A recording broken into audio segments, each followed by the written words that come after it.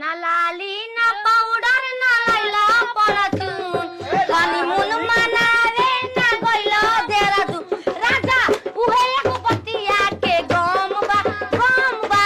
तोरा के राख लेनी एक का कम बा तोरा के राख लेनी एक का कम बा अरे ए राजा पाउडर लगाइला फिर ना आइए जवानी ए राजा पाउडर लगाइला फिर ना आइए जवानी ने ना आइए